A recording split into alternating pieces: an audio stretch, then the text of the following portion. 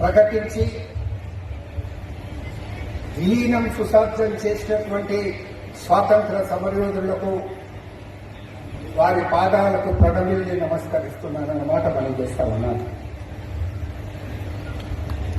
తెలంగాణ ప్రజాపాలన దినోత్సవం జరుపుకుంటున్న శుభ సందర్భంగా రాచరిక వ్యవస్థ నుండి ప్రజాస్వామ్య వ్యవస్థ ఆవిర్భావానికి నాంది పలికిన అమరులైన తెలంగాణ సాయుధ రైతాంగ పోరాట యోధులకు మరియు స్వాతంత్ర సమర యోధులు అందరికీ నా జోహార్లు. సెప్టెంబర్ 17 తెలంగాణ చరిత్రలో కీలకమైన రోజు. తెలంగాణ ప్రాంతం భారత యూనియన్లో విలీనమై నేటికి 76 సంవత్సరాలు పూర్తి చేసుకుని 77వ సంవత్సరాలకి అడుగుతున్న శుభ సందర్భంగా హాజరైన ప్రజాప్రతినిధులు, జిల్లా న్యాయమూర్తులు, అధికారులు, అనధికారులు, పాత్రికేయులు, ఉద్యమకారులకు, కార్మిక కర్షక విద్యార్థులకు, జిల్లా ప్రజలందరికీ కూడా శుభాకాంక్షలు.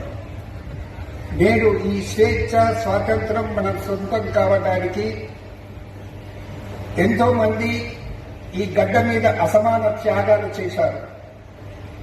ఆనాటి త్యాగాల ఫలితమే నేటి తెలంగాణ అభివృద్ధికి నాంది పలికింది.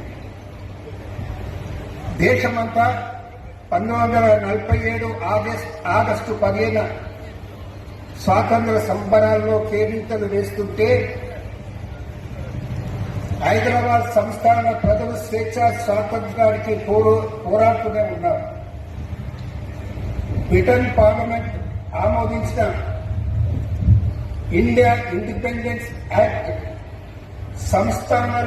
సంస్థానాల విషయంలో స్వతంత్రంగా ఉండటమా లేదా భారతదేశంలో లేదా పాకిస్తాన్లో విలీనం కావడానికి అవకాశం ఇచ్చింది. దేశవ్యాప్తంగా 565 సంస్థానాలు ఉండగా మెజార్టీ సంస్థానాలు భారతదేశంలో విలీనమయ్యాయి.